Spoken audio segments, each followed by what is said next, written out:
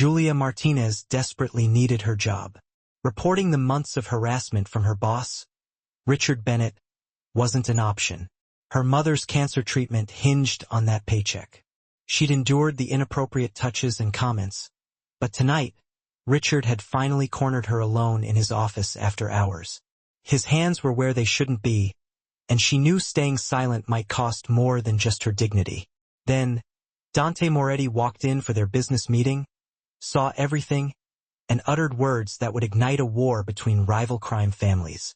Richard thought his Brada connections would protect him, dismissing Julia as just some assistant.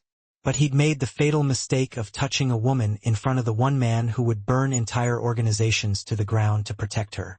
Julia Martinez had been Richard Bennett's executive assistant for 8 long months. 8 months of perfecting the art of deflection. 8 months of learning to sidestep wandering hands and laugh off comments that made her skin crawl. 8 months of telling herself it could be worse, that she needed this job, that she could handle it. The harassment had started subtly, with compliments that lingered too long. Richard standing just a little too close when reviewing documents.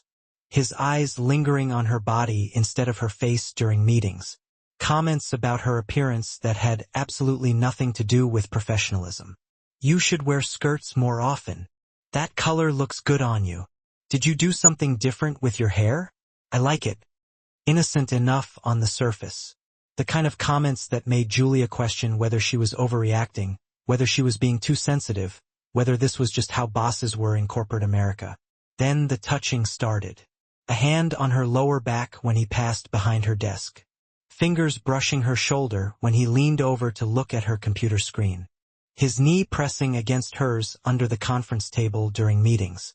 Still subtle enough that Julia could convince herself it was accidental, that she was imagining things, that it didn't mean what she thought it meant.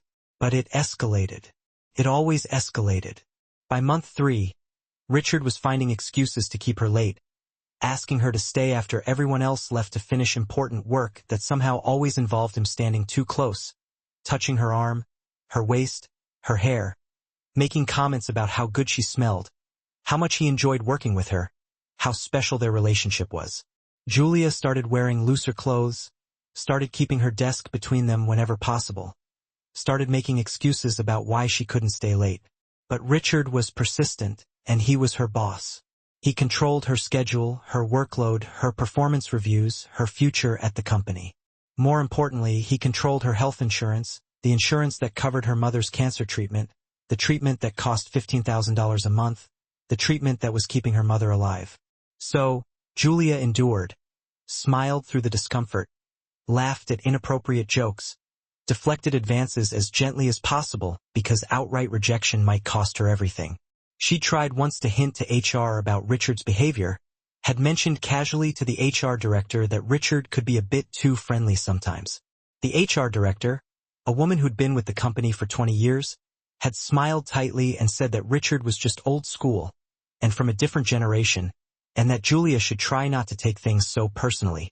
2 days later, Richard had called Julia into his office, closed the door, told her that he'd heard she'd been spreading rumors, and that he was disappointed in her lack of loyalty, that she should come to him directly if she had concerns instead of causing trouble with HR.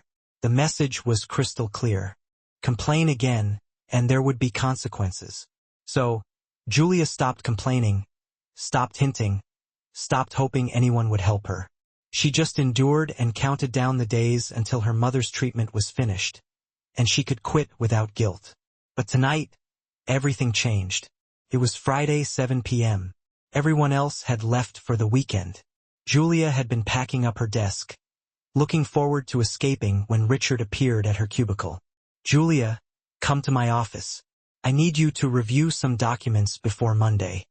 It's Friday night. Can't it wait until Monday morning? Richard's expression had hardened slightly. No, it can't wait. My office now. Julia had followed because she had no choice. Had sat in the chair across from Richard's desk with her hands folded in her lap and her heart beating too fast. Richard had closed the door, locked it. The click of the lock had made Julia's stomach drop. He'd started showing her documents, legitimate documents at first. Quarterly reports, budget projections, standing behind her chair, leaning over her shoulder, his breath hot against her neck, his hand resting on her shoulder, then sliding down her arm, then to her waist. Julia had stood abruptly, moved away from him. I understand the documents. I'll review them more carefully on Monday. Richard had followed her, backed her up against his desk. You're always in such a hurry to leave. Anyone would think you don't enjoy my company. It's late. I should go home. Why? You got somewhere better to be? His hand had touched her face, brushed her hair back. You're so beautiful, Julia. Do you know that? I think about you constantly. Mr. Bennett, please, this isn't appropriate. Appropriate? His laugh was cold. Since when do you care about appropriate? You've been leading me on for months, wearing those tight skirts, smiling at me. You know exactly what you're doing. I haven't been leading you anywhere.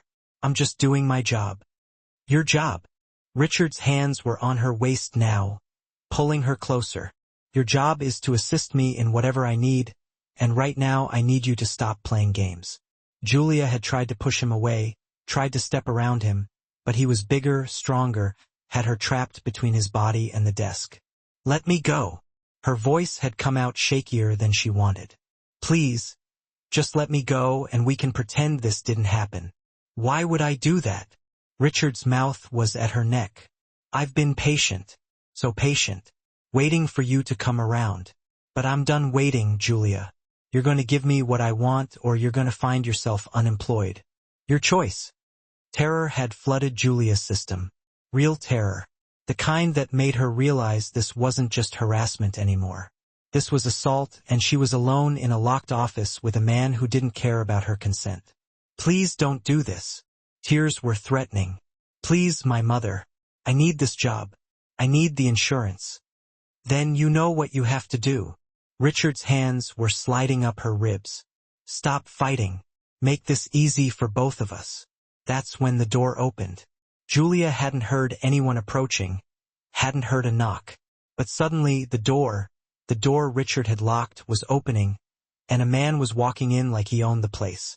A tall man, very tall, wearing a black suit that probably cost more than Julia made in 6 months. Dark hair with silver at the temples.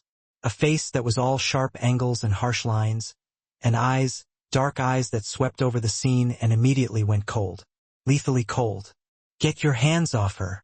The voice was deep, Italian accent, absolutely calm. But something in it made Richard freeze and step back from Julia immediately. Moretti. Richard's voice had changed, gone from predatory to careful. You're early. The man, Moretti, looked at Richard with contempt, then at Julia. She was pressed back against the desk, arms wrapped around herself, tears threatening to fall. She could see him taking it all in. The locked door, her distress, Richard's hands that had just been on her. I'm not early. You just got distracted. Moretti's voice was still calm, but his eyes promised violence. What exactly is happening here, Bennett? Nothing. Richard was smoothing his tie, straightening his jacket. Julia and I were just reviewing some documents. Moretti looked at Julia again. Is that true? Were you reviewing documents? Julia opened her mouth, closed it. Years of staying silent, of not making trouble, of protecting her job at all costs. But something in the stranger's eyes made her want to tell the truth, made her feel like maybe, possibly, someone might actually help her. No. Her voice was barely a whisper. That's not what was happening. Something shifted in Moretti's expression. The cold went arctic. He looked back at Richard. Then this is the part where you explain what was actually happening before I make assumptions that are going to be very bad for you. This is private business. Richard was trying to regain authority. Between me and my employee, we have a meeting scheduled, Moretti. Why don't you wait in the conference room, and I'll be with you in 15 minutes. No. Simple. Absolute. Moretti crossed his arms. I don't think I will. Richard's face was reddening. This is my office, my employee, my business. You can't just walk in here. And she said, no. Moretti cut him off. I heard her from outside this door. She said, please don't. She said, let me go. You didn't stop. You're misunderstanding the situation. Am I? Because it looks like you had a woman trapped against your desk. Looks like she was trying to get away. Looks like you locked the door so no one would interrupt. Moretti took a step closer to Richard. What was your plan here, Bennett? What exactly were you going to do to her? That's none of your damn business. Richard was blustering now. We have an agreement. Territories, partnerships. You can't come in here making accusations. Our agreement doesn't include protection for predators. She's my assistant. This is between us. Not anymore. Moretti's voice dropped. As of right now, she's under my protection, which means she's untouchable. Which means you've got about 30 seconds to explain why I shouldn't break every bone in your hands for touching her without permission. You're insane. Richard laughed. Actually insane. You're gonna start a war over some assistant? My people won't stand for this. Then your people are welcome to take it up with me. Moretti's phone was out. He was typing something, making a call, spoke in rapid Italian, then looked back at Richard. I just canceled our meeting. Told my people we have a situation that needs handling. They'll be here in 10 minutes. What situation? Richard's voice was rising. There's no situation. This is ridiculous. You're seriously making an issue out of this over some woman? Watch how you talk about her. Moretti's voice was soft now, dangerous. She has a name. What is it? Julia. Julia whispered it. Julia Martinez. Moretti repeated it like he was memorizing it. How long has he been doing this to you, Julia? 8 months. The truth tumbled out. Since I started working here. Comments at first, then touching. Tonight She couldn't finish the sentence. Tonight, he crossed a line he can't come back from. Moretti looked at Richard. You put your hands on her against her will in your office, where she has to work every day. Where she felt trapped because you control her employment, her insurance, her livelihood. You used your position of power to assault her. I didn't assault anyone. Richard was sweating now. This is consensual. She's been flirting with me for months. That's not true. Julia found her voice. I've been trying to avoid you, trying to stay professional. But you're my boss. You control everything. I need this job. I need the insurance for my mother's treatment, so I stayed quiet because I was scared. See? Richard pointed at her like he'd won. She admitted it. She needs the job. This is just... It's complicated. These workplace relationships are always complicated. There's no relationship. Moretti's voice was ice. There's a man in power abusing an employee who's financially trapped. That's not complicated, Bennett. That's criminal. Criminal? Richard laughed again. Nervous now. You want to talk about criminal? You're Dante Moretti, made man in the Moretti family. You kill people for a living. You run protection rackets and smuggling operations, and you're going to lecture me about criminal behavior? Yes. Dante said it simply. Because even in my world we have rules. We don't hurt civilians. We don't prey on the vulnerable. We don't use power to force ourselves on people who can't defend themselves. What you did tonight, what you've been doing for months, that violates every code I live by. This is ridiculous. You're being ridiculous. She's fine. Nothing happened, and even if something had happened, it's none of your concern. We have business deals, Moretti. Territory agreements. My associates won't take kindly to you interfering in my personal affairs. Then your associates are welcome to take it up with me. Dante pulled out his phone again. But before they do, they should know that I'm terminating all agreements as of now. All partnerships, all territory arrangements. Everything we've built is done, because I don't do business with men like you. You can't do that. Richard's voice cracked. We have contracts, agreements with your family and mine. You can't just walk away. Dante was typing something else. I'm telling Volov right now that his associate assaulted a woman in what I consider my territory, that I'm officially taking her under my protection, that any retaliation against her will be considered an act of war against my family. My territory? Julia spoke for the first time since giving her name. What do you mean, your territory? Dante glanced at her. This building, this company, I own 40% of it. Bennett here is a silent partner. Handles the books. Launders money for his Russian friends. He didn't tell you that part, did he? Julia's stomach dropped. This company, the job she'd worked so hard to get, the legitimate corporate position she'd been proud of.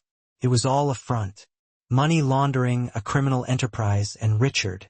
You work for the Russians? She looked at Richard. Your mob business consultant. Richard was backing toward his desk. I consult for various international clients. He cleans dirty money. Dante cut through the euphemism. His clients are Bratva, Russian organized crime. He's been using this company and you and everyone else here as cover for years. You had no idea, did you? No. Julia felt sick.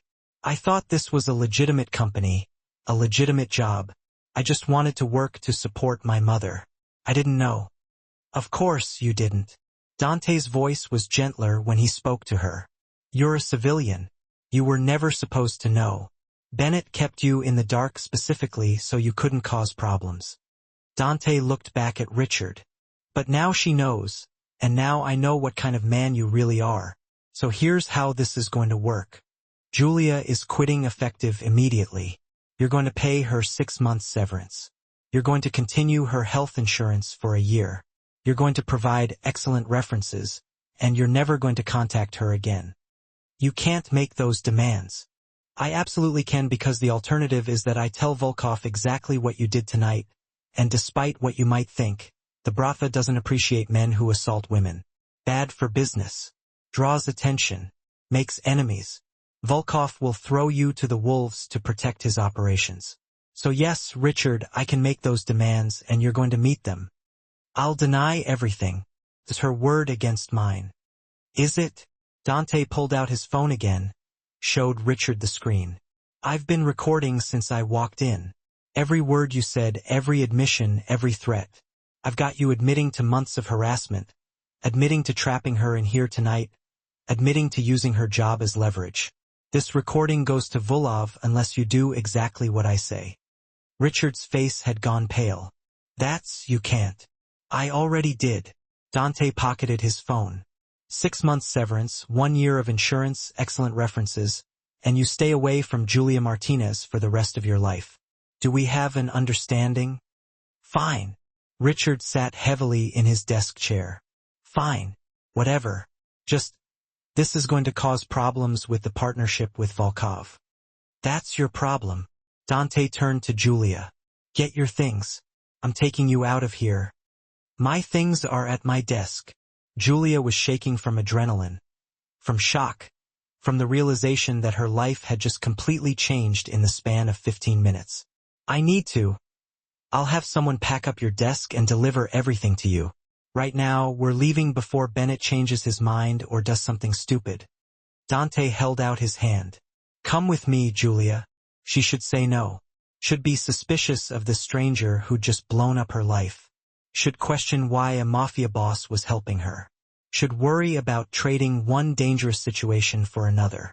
But Dante had stopped Richard when no one else had believed her when she told the truth, had threatened a war with the Russian mob to protect her.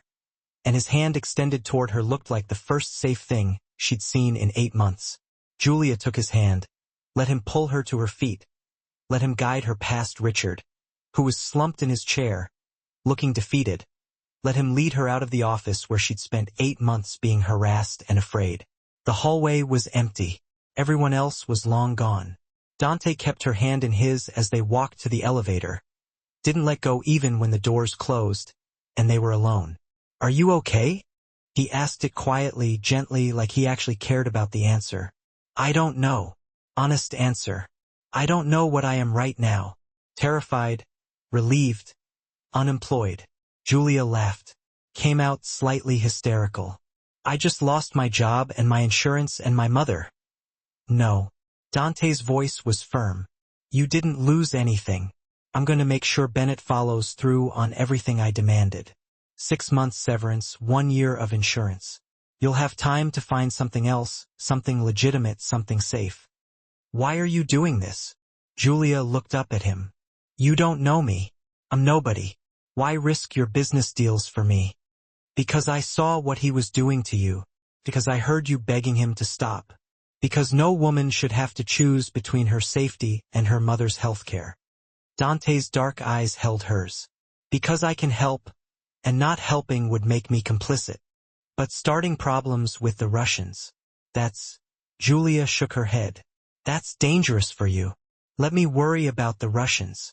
You worry about you, about what you need, about healing from 8 months of trauma. Dante squeezed her hand gently. I've got resources, Julia. I've got money and lawyers and connections. I can protect you from Bennett and from any fallout. But I need to know, do you want that protection? Or do you want to handle this yourself? I don't know how to handle this myself. I barely understand what just happened. Julia felt tears threatening again. I just know that you stopped him, that you believed me, that you cared when everyone else at this company looked the other way for 8 months. Then let me help. Dante pulled out his phone again. I'm going to make some calls. Get you somewhere safe for tonight. Tomorrow we figure out next steps, but right now you need to not be alone, not after what almost happened. I can go home. Where's home? Washington Heights. Small apartment. Julia didn't mention that it was tiny and falling apart and in a building where the locks didn't work half the time. Too far and too exposed if Bennett decides to cause trouble. Dante was already typing. I'm taking you to my place. Guest room. Locked door. Security system. You'll be safe there until we know how this is going to play out. Your place. Julia should protest. Should insist on going home. Should not go to a stranger's apartment. Even a stranger who just saved her. I don't think I have a choice. My sister and my mother. They'd both kill me if I left you alone tonight after what you went through. So please let me do this. Let me make sure you're safe. The elevator reached the ground floor. Dante led her through the lobby, past security, who nodded at him like they knew exactly who he was, out to the street where a black SUV was waiting. A man got out of the driver's seat. Tall, broad, professional. Marco. Dante spoke to him in Italian. Rapid instructions. Marco nodded, opened the back door for Julia. She got in because what else was she going to do? Dante slid in beside her. Marco drove. Julia watched Manhattan pass by the window and tried to process that her life had just completely changed. 20 minutes later, they pulled up to a building in Tribeca. Expensive building, the kind with a doorman and marble lobby and elevator that required a keycard. Dante's penthouse was on the top floor, opened directly into a space that screamed wealth and taste. Floor-to-ceiling windows, exposed brick, furniture that looked comfortable and expensive in equal measure. Guest room is this way. Dante led her down a hallway, showed her into a bedroom that was larger than her entire apartment. Bathroom through there. Everything you need should be in the closet and drawers. I'll have Marco bring you some clothes in the morning. For tonight, there's a robe and comfortable things. You don't have to do all this. Julia stood in the middle of the room, feeling overwhelmed. You already did enough, more than enough. I know I don't have to. Dante moved to the door. But I want to. Get some rest, Julia. Lock the door if it makes you feel safer. I'll be down the hall if you need anything. He left before she could respond. Julia stood there for a long moment. Then she locked the door, found the bathroom. It was ridiculous. All marble and luxury. Found a robe hanging on the back of the door, soft and expensive. She showered, washed away Richard's touch, washed away the fear and the adrenaline, stood under hot water until she started to feel almost normal again. When she came out, wrapped in the robe, she found her phone on the bedside table. Must have grabbed it from her purse without her noticing. There were 3 missed calls from Richard. She blocked his number immediately. There was a soft knock on the door. Julia froze. Dante's voice came through. Just me. Brought you some tea and food if you're hungry. Julia unlocked the door, opened it. Dante was standing there with a tray, teapot and cup, plate of sandwiches, bowl of fruit. Thought you might not have eaten dinner. He offered the tray. You should eat something. Keep your strength up. Thank you. Julia took the tray, set it on the dresser. Dante, can I ask you something? Anything. Earlier, you said you own 40% of that company, that it's your territory. Julia wrapped her arms around herself. What does that mean exactly? What are you? I'm a capo. In the Moretti crime family. Dante stated it directly. No beating around the bush. I run protection rackets, oversee certain business interests, both legitimate and not, and handle territorial agreements with other organizations. I'm what people politely call a businessman and what everyone else calls a mobster. And you were meeting with Richard because he's one of many people who use our services to clean money. He pays us. We allow him to operate. It's business. Dante paused, the weight of his next words hanging in the air. Or it was business. After tonight, that arrangement is done because of me. Because you protected me. Because he's a predator who violated every rule of civilization. Dante's voice was firm, leaving no room for argument. I didn't terminate our arrangement because of you specifically. I terminated it because I won't do business with men like Bennett. But yes, I'm willing to start problems with the Brata over what he did to you. Because some things matter more than business deals. Why? Julia couldn't wrap her head around it. Why would you risk so much for someone you don't know? Because I have a sister. Because I have a mother. Because I know what men like Bennett are capable of when no one stops them. Dante met her eyes, his gaze unwavering. I'm not a good man by most standards, Julia. I do terrible things. I hurt people. But I have rules. Women are protected, always. Children are protected, always. Civilians don't get caught in our business. Always. What Bennett was doing to you, that breaks every rule I have. So yes, I'm willing to risk problems with the Russians. I'm willing to burn business relationships. I'm willing to do whatever it takes to make sure he never touches you or anyone else again. You barely know me. How do you know I'm telling the truth? How do you know I didn't encourage him, like he said? Because I heard you. Because I saw your face. Because I've seen enough violence and fear to recognize them. Dante's expression softened ever so slightly. You're not lying, Julia. I know you're not. And even if there was any ambiguity, which there isn't, I'd still choose to believe you because that's what we should do when someone says they're being hurt. We believe them and we stop it. Julia felt tears welling up again. No one believed me when I tried to hint to HR. They said I was being too sensitive, that I should understand Richard is just old school, that I was making things difficult. They failed you. Dante's voice was gentle, laced with a hint of anger. Your company failed you. Your HR department failed you. Everyone who saw what was happening and did nothing failed you. But I'm not going to fail you, Julia. I promise you that. What happens now? I can't go back to work there. Can't see Richard again. But I need a job. Need insurance. Need to pay rent.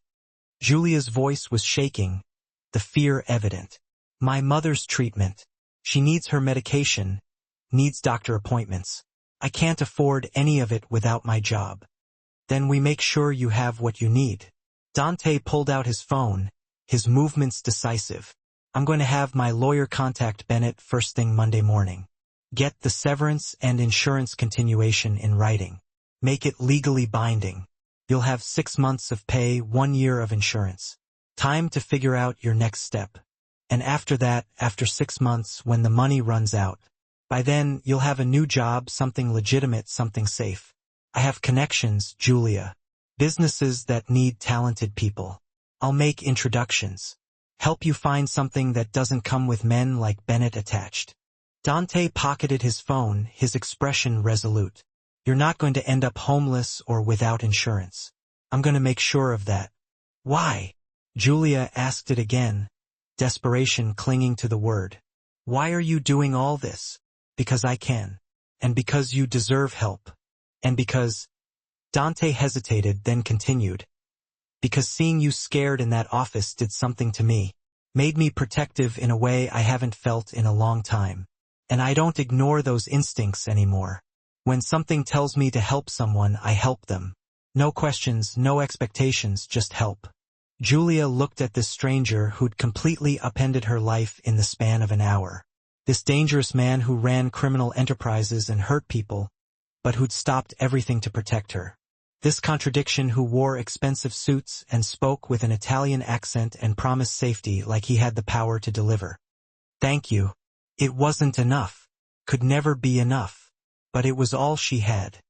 Thank you for believing me, for stopping him, for all of this. You're welcome. Dante moved toward the door, his tone softening. Get some rest. We'll talk more in the morning. Lock the door if you want. You're safe here, Julia. I promise you that. He left. Julia locked the door, a sense of disbelief washing over her. She ate the sandwiches because she was actually starving, her body finally registering the trauma it had endured. Drank the tea, the warmth soothing her raw nerves. Then climbed into the most comfortable bed she'd ever experienced and fell asleep faster than she would have thought possible after everything that had happened. The nightmares came around 3 o'clock in the morning, ripping her from sleep with brutal force. Julia woke gasping, her body slick with sweat, certain she felt Richard's hands on her. Heard his voice saying she had no choice. Felt the desk pressing against her back with nowhere to go. She sat up in the unfamiliar bed, heart racing, tears streaming down her face, the phantom sensations refusing to dissipate. There was a soft knock on the door. Julia. Dante's voice, laced with concern. I heard you. Are you okay? She should say yes. Should tell him to go away. Should handle this herself. But the word that came out, a broken whisper, was no. I'm not okay. Can I come in? Yes. The door opened. Dante stood there in pajama pants and a t-shirt, his hair messed from sleep, a stark contrast to the polished image he projected during the day. Concern was clear on his face, even in the dim light from the hallway. Bad dream? Julia nodded, unable to speak past the tightness in her throat, the memories still too vivid. Dante moved to sit on the edge of the bed, careful to maintain a respectful distance. Not close enough to crowd her, but close enough to be comforting, a silent offer of support. About tonight, about Bennett? Yes. She wrapped her arms around herself, trying to ward off the lingering fear. I can't stop thinking about what almost happened. What would have happened if you hadn't walked in? If you'd been 5 minutes later? But I wasn't. Dante's voice was gentle but firm, grounding her in the present. I was exactly on time. I walked in exactly when I needed to. And you're safe now. He's not going to hurt you again, Julia. I promise you that. How can you promise that? You can't watch me every second. Can't protect me from everything. What if he comes after me? What if he decides the money and insurance aren't enough? What if? Then I handle it permanently. Dante said it calmly, without a trace of hesitation. I told you I don't make idle threats. If Bennett comes near you, if he tries anything, he won't walk away from it. Do you understand what I'm saying? You'd kill him. Not a question, a statement born of the cold certainty in his voice. Without hesitation, without regret. Dante met her eyes, his expression unreadable. I know that probably makes me a monster in your eyes, but I've spent my whole life in a world where violence is sometimes the only language people understand. Bennett is that kind of person. He only understands consequences. So, if he forces my hand, I'll give him consequences he can't ignore. You're not a monster. Julia surprised herself by believing it, by the conviction in her own voice. You're someone who protects people, who stops bad things from happening. That's not monstrous. That's just... She struggled for the word, searching for the right way to articulate the complex emotions swirling within her. That's just necessary sometimes. Most people wouldn't see it that way. Most people haven't been where I was tonight. Haven't felt that helpless, that trapped. Julia's voice cracked, the dam of suppressed emotions threatening to break. You gave me back power I thought I'd lost. That's not monstrous. That's heroic. Dante reached out slowly, giving her time to pull away, to reject the comfort he offered. When she didn't flinch, he brushed tears from her face with surprising gentleness, his touch light as a feather. You're very brave. You know that most people who went through what you went through would fall apart. But you're here. You're talking. You're processing. That takes incredible strength. I don't feel strong. I feel terrified and angry and relieved all at once. That's normal. That's healthy even. Dante's hand dropped back to his lap, respecting her boundaries. It's going to take time to feel safe again. Time to trust that this is real, that you're actually okay. But I promise you, Julia, you are okay. And you're going to stay okay. I'm going to make sure of it. Why? She asked it again, the question born of genuine bewilderment. I still don't understand why you care so much. Dante was quiet for a long moment, gathering his thoughts, steeling himself to reveal a part of himself he rarely showed. Then he spoke, his voice low and honest, the words laced with a pain that seemed to echo from deep within his soul. Because when I was 16, my cousin Maria was assaulted by one of my father's associates. She told my father what happened. My father did nothing, said it was complicated, said the associate was valuable, said Maria must have misunderstood. She killed herself 3 months later, and I've carried that guilt every day since. The guilt that I didn't do more, that I didn't protect her when she needed protecting. So when I saw you tonight, when I saw what Bennett was doing, there was no universe where I was going to walk away. Not again. Never again. Julia felt tears start fresh, her heart aching for the young woman he'd lost, for the burden of guilt he'd carried for so long. I'm so sorry about your cousin, about what happened to her. Me too. Dante stood, breaking the heavy silence. But I can't change the past. All I can do is make different choices now, better choices. And that means making sure you're safe, making sure Bennett faces consequences, making sure no one else gets hurt the way Maria was hurt. Thank you for telling me that, for trusting me with it. Thank you for letting me help, for accepting protection instead of trying to handle everything alone. Dante moved toward the door, a flicker of a smile gracing his lips. Try to get some sleep. I'll be right down the hall if you need anything. And Julia, the door is unlocked. You're safe to leave anytime you want. You're not a prisoner here. You're a guest.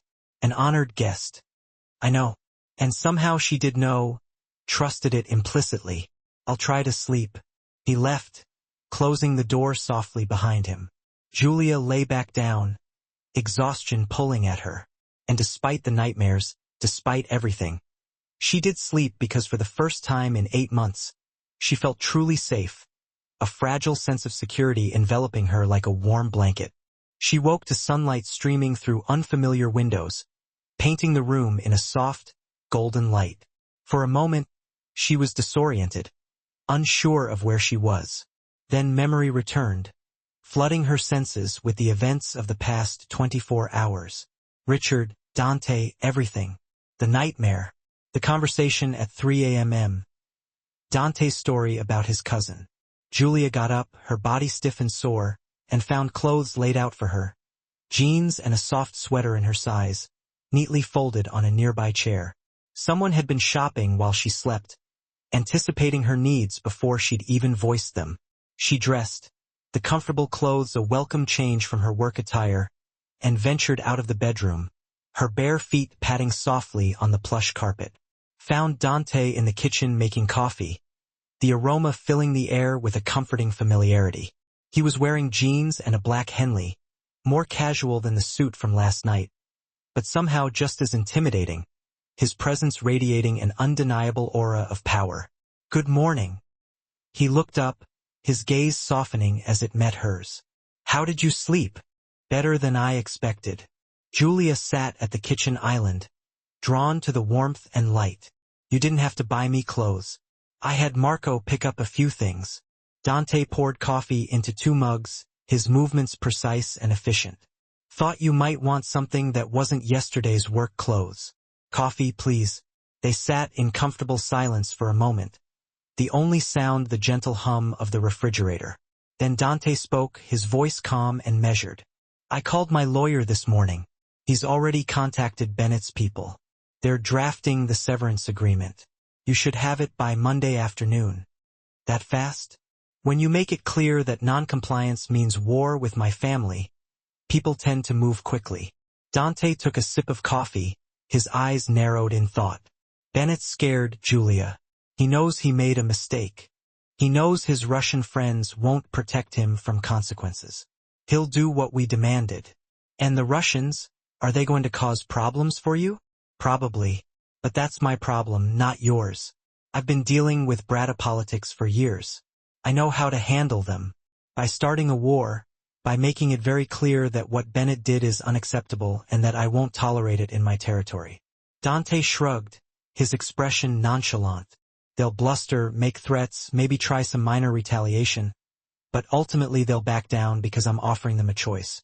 They can sacrifice one predatory associate who's been causing problems anyway, or they can go to war with the Moretti family over someone nobody likes. It's an easy choice. You make it sound simple. It is simple. When you have leverage and you're not afraid to use it, most situations are simple. Dante set down his coffee, his gaze turning serious. The complicated part is figuring out what happens next for you. What do you mean? I mean, you can't go back to your apartment. Not until we're sure Bennett isn't going to try something stupid. And you can't just sit here in my penthouse indefinitely. So we need a plan. What kind of plan? Short term, you stay here. A few days, maybe a week, until the legal paperwork is done and we're sure Bennett is falling in line. Long term, we find you a job, something safe, something legitimate, somewhere you can use your actual skills without worrying about harassment. My actual skills are executive assistant work. That's all I've done since college. What did you study in college? Business administration, minor in graphic design. Julia shrugged, dismissing the design part as irrelevant. But I never did anything with the design part. Just took assistant jobs because they paid the bills. Design? Dante's expression shifted, a spark of interest igniting in his eyes. Interesting. Do you have a portfolio? Not really. Some old projects from school. Nothing recent. Could you put one together with time and resources? Maybe. I don't know. Why? Because I know people, legitimate people who run design firms and marketing companies and businesses that need creative talent.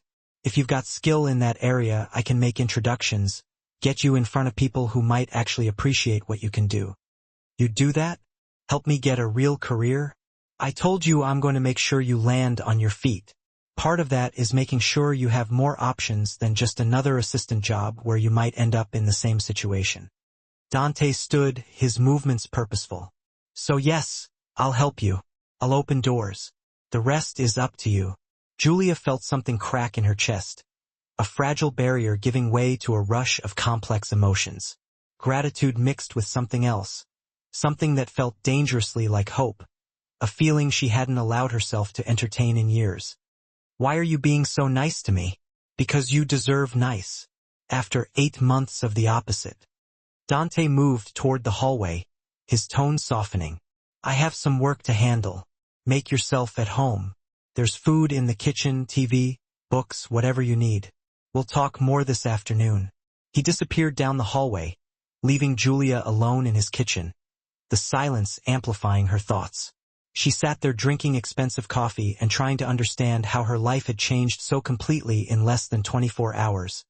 How she'd gone from feeling trapped and hopeless to feeling something else, something akin to possibility. The next few days passed in a strange kind of limbo, a surreal interlude suspended between the nightmare she'd escaped and the uncertain future that lay ahead. Julia stayed in Dante's penthouse, slept in the guest room, ate food he or Marco brought, and tried to process everything that had happened, the trauma, the fear, the unexpected kindness. Dante was around, but gave her space, respecting her need for solitude. He would check in, make sure she had what she needed, but didn't push her to talk or force interaction when she clearly needed time alone. He seemed to instinctively understand her unspoken needs, a rare quality that both comforted and unnerved her.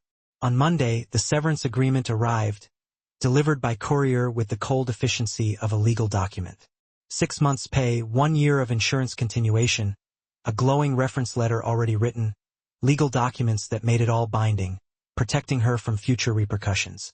Dante's lawyer reviewed everything, meticulously scrutinizing each clause, and confirmed it was legitimate, a testament to Dante's influence and unwavering commitment. Julia signed, her hand trembling slightly as she put her name on the dotted line. Just like that, she was free from Richard Bennett, the legal ties severed, the fear of his power diminished. And she had financial security for the first time in her adult life, a cushion against the uncertainty of the future. On Tuesday, Dante sat her down with his laptop and asked her to show him her design work. The old projects from college. Something she'd done for fun over the years, sketches and mock-ups gathering dust in forgotten files. He looked through everything with genuine interest, his brow furrowed in concentration as he examined each piece, his silence amplifying her anxiety. "You're good." He said it with certainty, his voice devoid of flattery, his words carrying the weight of his conviction. "Really good. You should have been doing this instead of fetching coffee for. I know someone who runs a boutique design firm in Soho." He changed the subject abruptly, his mind already moving forward. "They're looking for a junior designer. I can get you an interview." Just like that, an opportunity presented itself, seemingly out of thin air. "You can just get me an interview? I can make an introduction. What happens after that is up to you and your talent." Dante handed back the laptop, his expression encouraging. "But yes, I can open that door." On Wednesday, Julia had the interview, a whirlwind of nervous energy and carefully rehearsed answers. The firm was small, elegant, focused on interior design for high-end clients, a world away from the corporate drudgery she'd become accustomed to. The owner, a woman named Catherine, possessed an eye for detail and a discerning aesthetic, qualities that both intimidated and inspired Julia. Catherine looked at Julia's portfolio, saw something she liked, a spark of creativity and a raw talent that she recognized and valued. She offered her a position, a chance to finally pursue her passion. Junior designer, good pay, real benefits, work she'd actually enjoy, a far cry from the demeaning tasks she'd endured for so long. Julia accepted, the word tumbling from her lips before she could second-guess herself, a sense of exhilaration surging through her veins. She started the following Monday, and for the first time in years, she was excited about going to work instead of dreading it, eager to embrace the challenges and opportunities that lay ahead. She moved out of Dante's penthouse 2 weeks after the night with Richard, ready to reclaim her independence and forge a new path.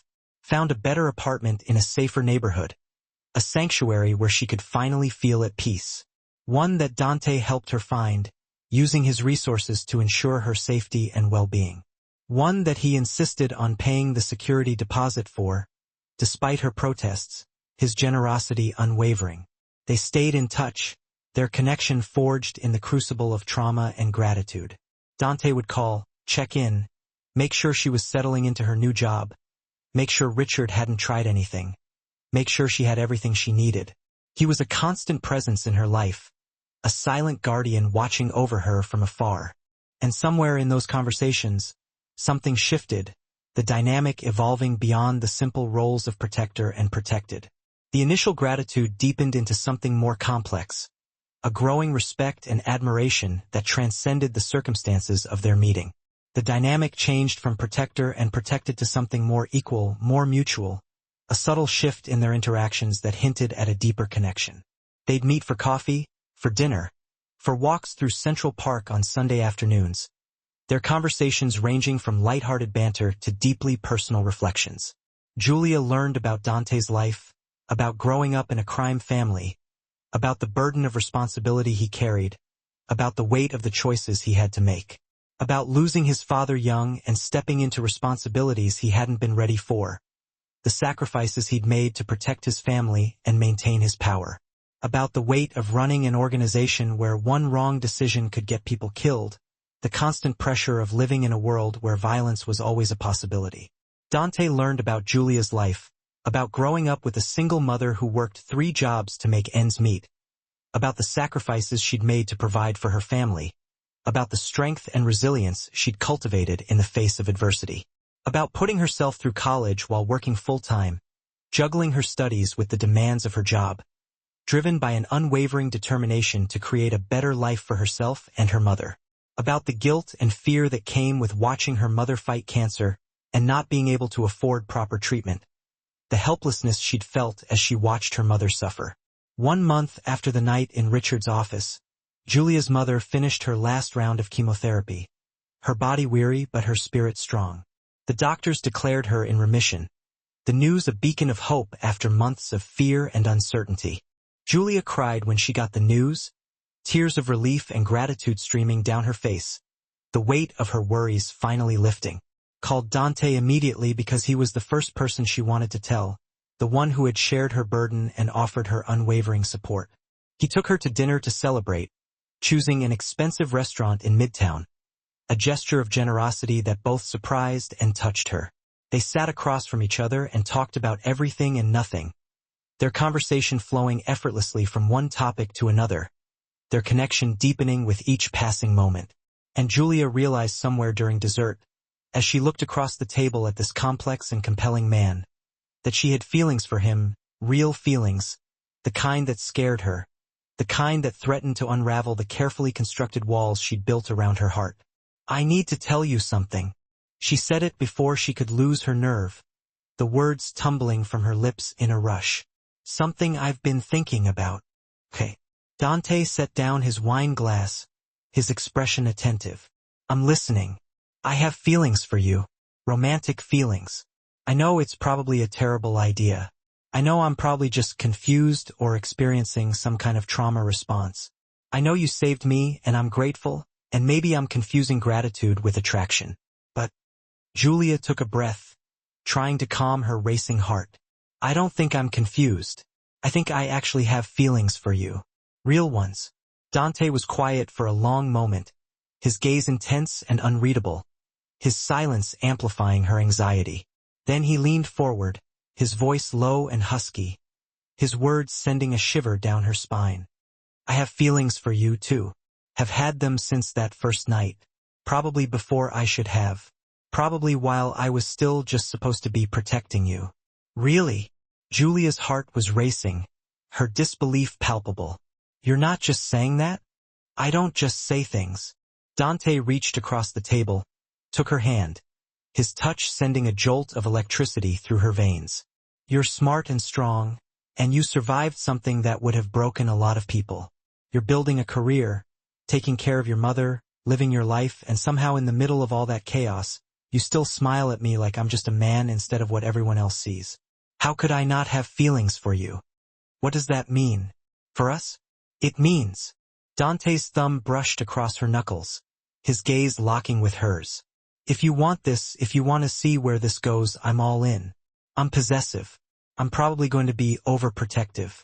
My life is complicated and sometimes dangerous. But I promise you, I will never be Richard. I will never use my position to pressure you. I will never make you afraid. Your consent, your choice, your autonomy, those are sacred to me. Do you understand?" "I understand." Julia squeezed his hand, her voice filled with conviction. "And I want this. I want to see where this goes. Then we take it slow. We build something real. Not based on gratitude or trauma or you feeling obligated, but based on actual connection and choice and mutual respect." Dante smiled, a genuine smile that transformed his face and made her heart skip a beat. "And I take you home now and kiss you goodnight properly because I've been wanting to kiss you for weeks. But I was waiting for you to be ready. I'm ready." Julia's voice was soft, her eyes filled with anticipation. "I'm very ready." He paid the check, his movements swift and efficient, and drove her home, his silence filled with unspoken desires. Walked her to her apartment door, his presence radiating an undeniable intensity. And when he kissed her, it was gentle and careful and asking rather than demanding, a promise of tenderness and respect. Julia kissed him back, her own desires bubbling to the surface, letting herself feel wanted without feeling threatened, letting herself be desired without being afraid. When they finally broke apart, both breathing harder, Dante rested his forehead against hers, his voice husky with emotion. "I'm going to take very good care of you, Julia Martinez, in every way. For as long as you'll let me. I'm going to hold you to that." Julia smiled, her heart overflowing with happiness. "'Cause I'm keeping you, Dante Moretti. You saved me. Now you're stuck with me. Best decision I ever made." Dante kissed her again, his lips lingering on hers. "Stopping Bennett, protecting you, falling for you, all of it. Best decision I ever made." 3 months after that night in Richard's office, Julia was thriving. Her life transformed beyond recognition. Her job at the design firm was everything she'd hoped for. a creative outlet that challenged and inspired her, a place where she could finally use her talents and skills. Her mother was healthy, her cancer in remission, her spirit renewed. Her apartment was safe, a haven of peace and tranquility where she could finally relax and recharge. And she had Dante, possessive, protective, dangerous Dante, who looked at her like she was the most important thing in his world. His gaze filled with a love and devotion that made her feel cherished and adored. Richard Bennett had disappeared. His reign of terror finally brought to an end. Left New York quietly one night and never came back, vanishing without a trace. Rumor was he was in Florida somewhere, living under an assumed name, too scared to ever return to Manhattan, his power stripped away, his reputation tarnished. Julia didn't care where he was as long as he stayed away. His presence a distant memory, a ghost from a past she was determined to leave behind. The Bratva had grumbled about Dante's termination of their arrangement, had made some threats, their pride wounded, their authority challenged, but ultimately had backed down because Dante was right, his logic undeniable, his power unyielding. No one wanted to go to war over one predatory associate, especially not an associate who'd caused problems and brought heat, jeopardizing their operations and attracting unwanted attention. So, peace held, a fragile truce maintained through carefully calculated diplomacy and the ever-present threat of force. Business continued, the wheels of the underworld turning as they always had. Life moved forward, the rhythm of the city pulsing with energy and vitality. And Julia, who'd spent 8 months feeling trapped and afraid and helpless, now felt free, felt safe, felt loved by a man who'd risked everything to protect her when she needed protecting most. A man who had become her protector, her lover, her partner. They were at his penthouse one evening, the city lights twinkling outside the panoramic windows. Julia was working on a design project at his dining table, her brow furrowed in concentration as she sketched and refined her ideas. Dante was reading something on his laptop nearby, his presence a comforting anchor in her world. Comfortable silence, easy companionship, the unspoken language of two souls connected by a bond that transcended words. "Can I ask you something?" Julia sat down her stylus, breaking the comfortable silence. "Something I've been wondering." "Anything." Dante closed his laptop, his gaze softening as it met hers. "That night when you walked into Richard's office, what were you going to do if he'd actually hurt me? If you'd been too late?" Dante closed his laptop, the motion deliberate, his expression turning serious. Looked at her with those dark eyes that had first seemed cold, but now seemed protective, the depths of his emotions swirling beneath the surface. "I would have killed him. Not quickly, not cleanly, but definitively," his voice devoid of emotion, his words carrying the weight of his conviction. He said it calmly, factually, like he was discussing the weather, his tone devoid of malice, his intent unwavering. "And then I would have gone to war with the Brata if necessary to make sure no one retaliated against you, to ensure your safety and security. Does that frighten you?" "It should." Julia was honest, her voice barely a whisper. "It should frighten me that you're that capable of violence, that you'd kill someone, start a war, all of that. But it doesn't. No. Because that violence wasn't about ego or power, wasn't about asserting dominance or settling a score.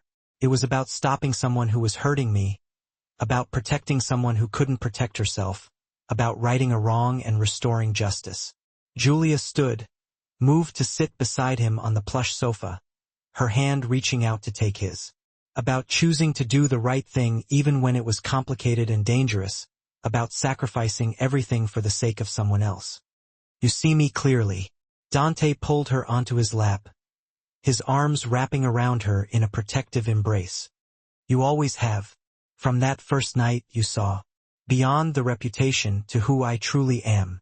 That's an incredibly rare thing, Julia. It's precious. You see me, really see me. You saw me when everyone else turned their backs. You believed in me when nobody else did. You stopped him, even when stopping him meant putting everything on the line." Julia reached out and gently touched his face. "How could I not love you?" "Love?" Dante's eyes searched hers, a question in their depths. "You love me. I love you." Saying the words felt effortless, genuine, undeniably true. I've probably loved you since that first night. Since you said, touch her again, and I'll break every finger in your hand. Since you chose me over lucrative business deals and delicate peace treaties. Since you made me feel safe and secure for the first time in what felt like forever, 8 months to be exact. I love you too. Dante's voice was raw, thick with emotion in a way she'd never witnessed before. Ti amo, Julia Martinez. With everything I am, you're mine in the most beautiful way imaginable. The way that means I am irrevocably yours, too. They shared a kiss that was slow, profound, and filled with promise. And Julia, who had endured harassment and assault, faced the absolute worst that a man could inflict, had discovered something truly beautiful with another man. A man who just so happened to be the most dangerous man in Manhattan. The man who had saved her from everything, the man who had believed her without question. The man who deeply, truly loved her. Sometimes, she mused as Dante tenderly carried her toward his bedroom. Sometimes the very person who saves you is the very person you were destined to find. And sometimes, being protected by a dangerous man isn't a sign of trouble, but an indication that you are being loved by the right man, the man you are meant to be with. If you enjoyed this narrative, a story of protection blossoming into profound love, of standing up for what's right when no one else would, of choosing what's right over what's easy, then please subscribe to our channel. We're dedicated to bringing you more Mafia romance stories where dangerous men demonstrate that true strength lies in protecting those who need it most. Leave a comment and tell us what you loved most about Dante and Julia's unique and compelling story. Be sure to hit the notification bell so you never miss our next enthralling tale. Thank you for reading, and always remember that the people worth keeping in your life are the ones who believe in you when you need believing the most.